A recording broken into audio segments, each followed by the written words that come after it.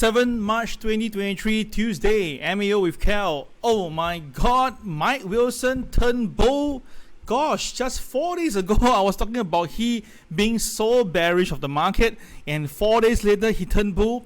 Well, before we jump into conclusion, guys, I actually watched several YouTubers and also read many articles. I realized that apparently different YouTubers and different what they call the mainstream media, the way they cover about what he say is very different. So it's going to be very interesting. So listen to me what I have to share. And of course, Jerome Powell now, will he stay bullish? Sorry, hawkish? Alright guys, this is very crazy because we all know that Jerome Powell has been trying to take that strong stand of being hawkish, but whenever he speaks, the market turns bullish. So that's the reason why I'm also confused right now. So I'll tell you more in detail. This is a must-watch video, so stay tuned all the way. Now before that, once again, disclaimer apply as usual, and thank you AIMS for the kind sponsorship. Now let's recap what happened last night first, okay? So first of all, the Dow Jones was up by 40 points, Nasdaq up by 11, and S&P 500 up by 2.78 points.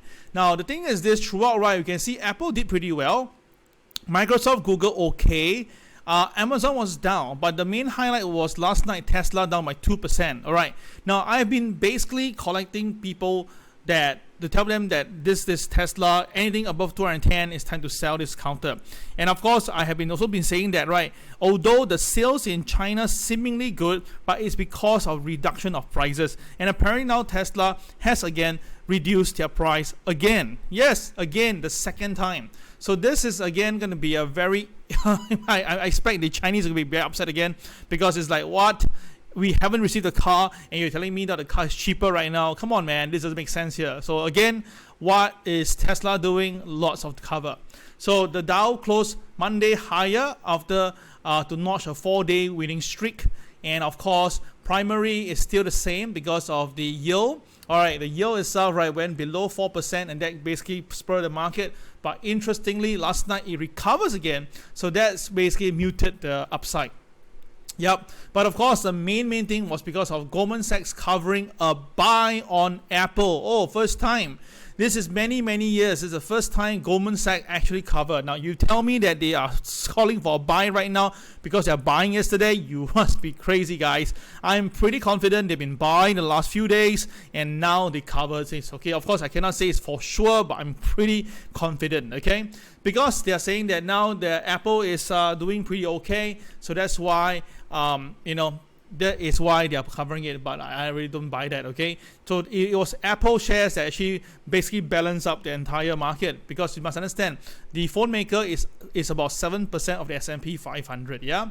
Then of course, Federal Reserve Jerome Powell will be doing his congressional testimony, right, today and tomorrow. And of course, expect the lawmaker to give him some trouble because he will fire him, a lot of stuff. And of course, Jerome Powell had to do what he's so good with, okay? Alright, so you can see the Dow Jones was pretty flat. Initially it was up, then of course, then after that, some profit taking ahead of today's this congressional testimony. Okay, now the thing is this: what happened to Apple? Now apparently Apple was in a buy call, guys. Apple was on a buy call, okay? And the thing is this: the share price gap up this morning. Overall, it's closed at a reversal hammer, if you ask me. High was 156. Now 157 is the resistance here, as you can see on the screen right now. So I mean, the thing is this: as long as Apple stay below 157.40, I don't think that there's any rational reason to jump in. And of course, if you look at the moving average, it was because 2 days ago it went above the MA 150 and 200 with huge volume coming in. So I tell you guys, there must be some buying before that itself. So the price was being pushed down. I believe someone has went in to buy. Okay, all right, now say the name. And then after that, they just pumped the price up. And of course now, while people are jumping in, probably someone's going to harvest again. So will Apple be going higher? Well, I think it must cross 157. That's all. Okay, anything lower than that, I don't think so. Okay, all right, so you can see that this across the board right now. Goldman Sachs says that it's a buy right now, and in fact they gave a 30% upside. They're looking at 199. They say the Apple share is worth 199. Oh gosh. Okay, you know, when if you put it this way, guys, if Apple go to 199, that means that the S&P 500 will go at least to 200. But the thing is that Goldman Sachs itself is not that comfortable on the long side, right? Even though they are the least bearish investment bank, but they are not really that optimistic. So again, this whole thing is like, okay, of course you may say, but Cal, maybe they are bullish on Apple, but bearish on the stock market. Hey, I think it's very difficult, right? We're talking about S&P 500 itself, whereby Apple takes 7%. Come on, guys, let's be realistic here. So I'm gonna just tell myself that I don't chase here. Okay, next one, it will be on Tesla, as I mentioned. Now, Tesla basically trade lower last night by my 2%, and you can see very incredibly is resisted by my 150-day moving average over here. And as long as there's anything above 210, as I mentioned, anything above 210, it will be a good sell for Tesla, at least for next few months. Now, the support will be at 174 today. Let's look at 174 this week. As long as Apple stays above 174, okay, fine. If you want to chase in, I'll leave it to you, because apparently many people is chasing in. So what happened, right? Because Tesla has cut their US Model S and X by 4 to 9%. Oh gosh. All right. So again, they say that the reason is to boost sales, but I tell you, it's more like clearance in my opinion. Okay, because if you really boost sales, you can do a lot of other things. You don't need to really cut down your earnings. So all I can say is that there's something not right. Okay, and of course, recently you can see the volume is actually coming off while the share price is going up, right? So that again tells you that there should be some profit taking, or there's some distribution here, because we can see right now that apparently the retailers has bought a lot of Tesla. Now probably they started buying when it was somewhere around this area. Why? Because you see the volume was huge. Okay, so the time when I was telling you guys about this, I also think that the Tesla will hit about 180 and it will come down, but I was wrong. It went higher, so it slapped in the face, but now we can see a very strong resistance. Hence, therefore, I believe that if these guys buying at a higher level right now, they are stuck around this area. So if the price come down to 174, that should be the first support. And if it fail, then all these guys who've been buying will cut their losses, and the share can go down all the way to 143. Okay, so again, this is my view here. So let's see whether I will be right or not, and you make your own decision from there. Make sure you do your own risk assessment and do your own research. Okay, now put this all aside, I want to tell something very interesting. Okay, now we all know that Liverpool beat Man U 7-0. Okay, I know that I'm a Liverpool fan. I enjoyed the game. It was incredible. But today a special. Okay, a special, because I saw this. Apparently, right, one Prata shop actually offers 7 free Pratas to those who actually came in with a Manchester United jersey to claim the Pratas. And obviously, it was a very good marketing gimmick, and I think it was fantastic, and I respect for that. And of course, not only this Prata shop did that, apparently another fast food restaurant came in and said that, look, as long as you come in, you get a 7-Up. Go all the Man U fan. Okay, so I'm not a Man U fan, obviously, but I respect all this sort of thing. So I'm gonna tell you up front, guys, if you were to come in today and listen to my video, you just text 7. Okay, text the number 7 inside my comment box. That's it. Okay, you stand a chance to have lunch with me next week. Okay, just put a 7. Okay, put a 7. Right, this is in words or in digit, it doesn't matter. Put in for today, only limit to today's video. Yep, okay, do it now. All right, okay, my mood got a bit better because of the 7-0. Okay. All right, let's continue, guys.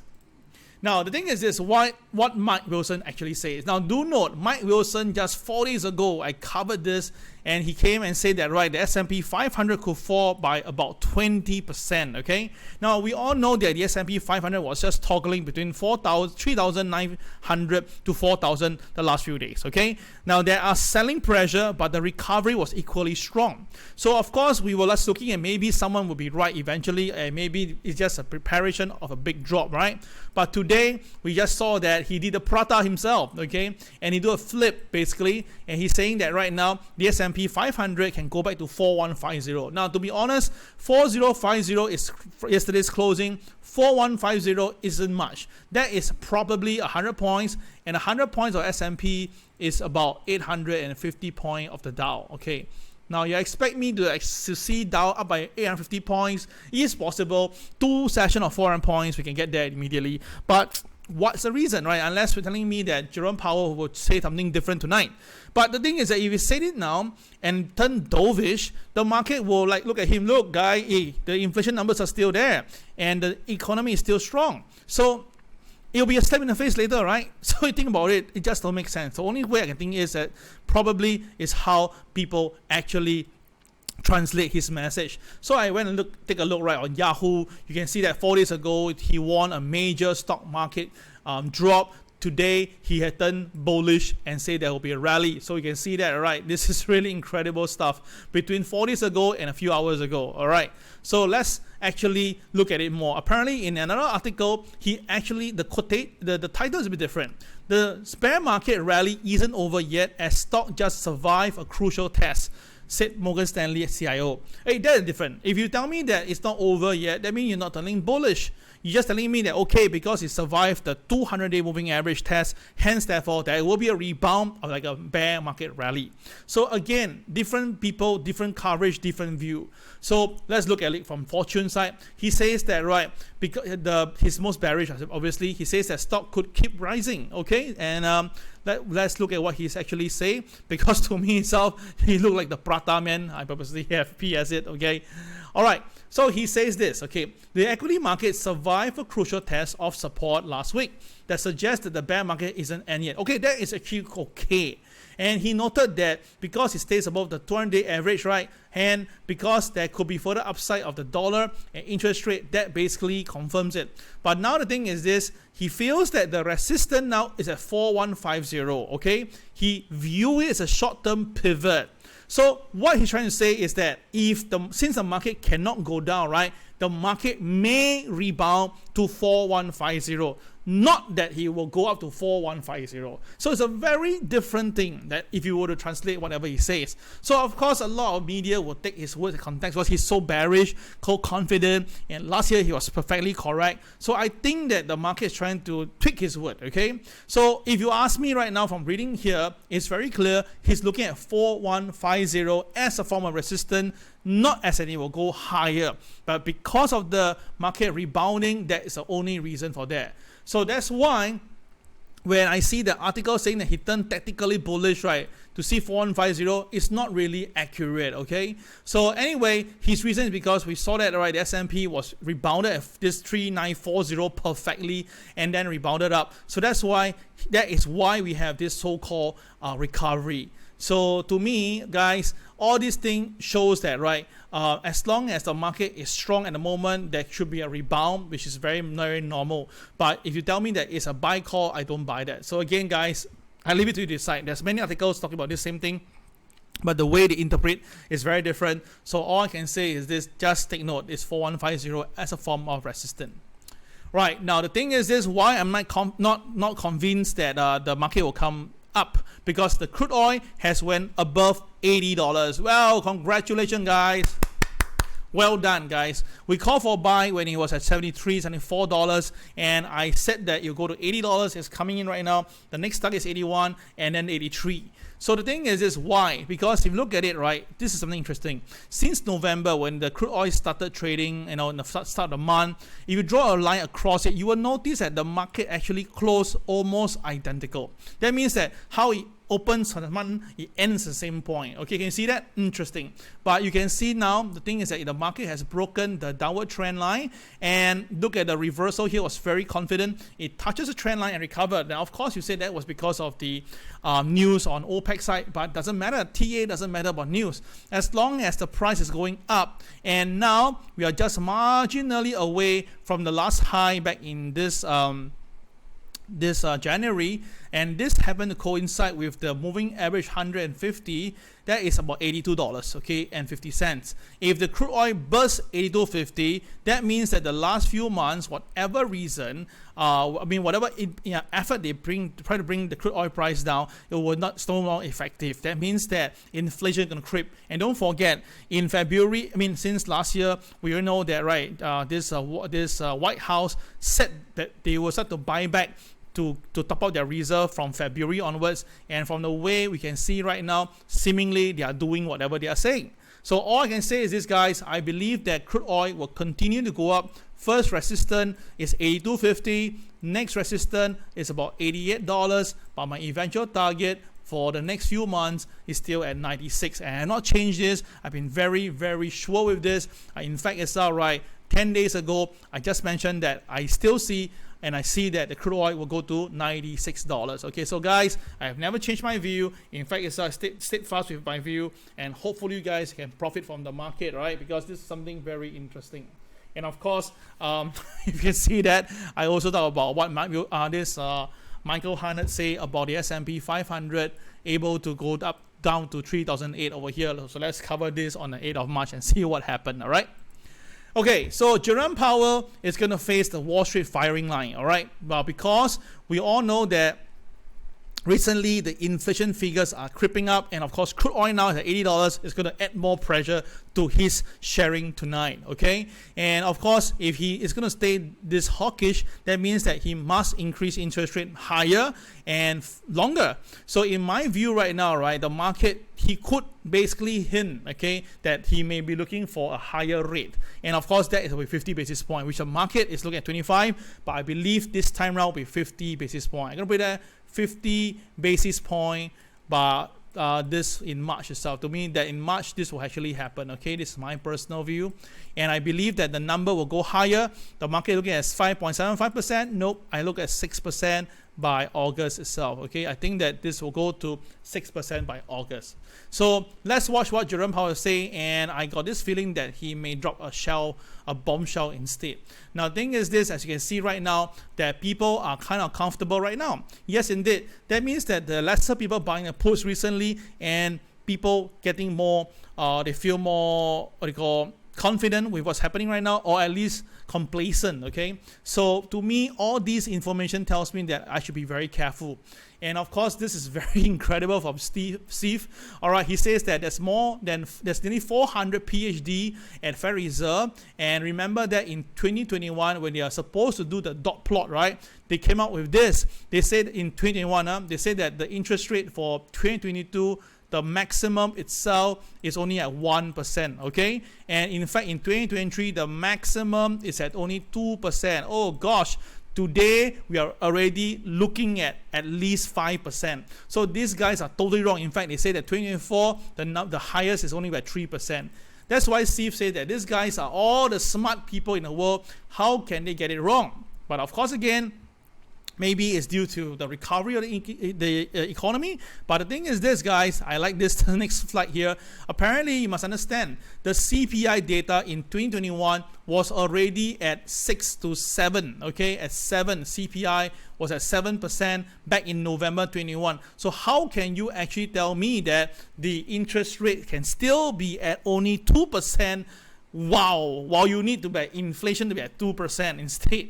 So again, I really buy what Steve say, and it makes a lot of sense. It's either the Federal Reserve people are really cuckoo in their mind, or they just basically know what they're supposed to do, but just keep quiet and then let the market plays with it anyhow. So my view is simple: 6% by August 2023, and there will be a recession by then. I'm sticking to it. I don't want to change. I hope that you also see my point. All right. Because now you can see a lot of people are buying into the US ETF, the 3 months bill ETF. Look at it, the way it goes up. Oh my goodness. It's really, really incredible, insane. It's just like everybody just buy. In fact, this is going to go up further, right, if you ask me. So if the boys are buying, so what do you think? That means they know that things are going to happen, right? So if you look at it right now, this is something I'm going to tell you. Look at this, okay? This is the Dow Jones charts versus 2008. This is the 2023. Okay, now of course you can see what's the point of showing this, right? Okay, watch this, guy. I did a Google Analytics on recession, the word recession, and incredibly, we can see right now that back in June 2008, people came in because the market was really coming down, right? So people are like looking at recession and see that what's the problem here. And again, the market did a recovery, so people also stopped looking at it. But then again, when the market started to collapse, wow, that's where everybody started to look at the word recession again on Google, right? Okay, so you can see right now, guys, it seems to be a deja vu. Now we have that coming in all the way, people looking at it when it was somewhere around this area, we understand. Then after that, now there's lesser people looking at it, which is now where we are right here. So this is exactly like this. So the thing is, if you ask me right now, right, if there's gonna be a repertoire, then there will be something like this very soon. they will create people to look at the word recession, and of course the stock market to fall. All right, so to me there's a lot of these similarities here, and to me it's all right with the current situation right now and crude oil basically doing that. I just feel that, right, it's just going to be a matter of time that things will really happen. And of course, if you look at it, right, every time when the RSI goes down to the 30 zone, guys, that will be the best time to buy heavily. So to me, it's all right, two-pronged on this. First of all, let the market drop first, okay, and then when it comes here, buy heavily into the market and match a lot of money from it. All right, guys, two-pronged. Let the market sell down first, and then after that, heavily buy, because we have seen it before that the US market always do that. And of course, I believe that the next target, it'll be 45,000, the next wave.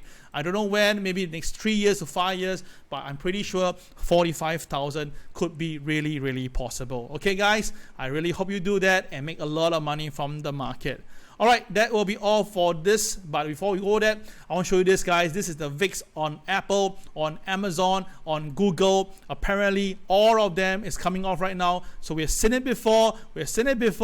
And then what happened? Suddenly, the three of them will just jump up. So to me itself, that something is going to happen when complacency is there and everything is good. And now with Mike Wilson turning a little bit, I just feel that there's something big is going to happen within the next few days. And of course, by right, with this thing happening, you can see right now the VIX is back down to 18. It's a good buy again, guys. I've been pretty perfect on my VIX. So 18 is a buy. Keep it to recover all the way to 23, 24 once again. All right, so time to turn long in this VIX, and you can see from here itself that the indicator like RSI is firming up instead. So this is a very strong divergence call, and I believe that VIX will go back to 23, so there should be some selling the next couple of days. So traders, take note of that, yeah? Okay, because now you can see the fear and greed index now is at 54. It's not a fear level, so that means that there's room for it to actually go back up again, okay, for the VIX, yeah?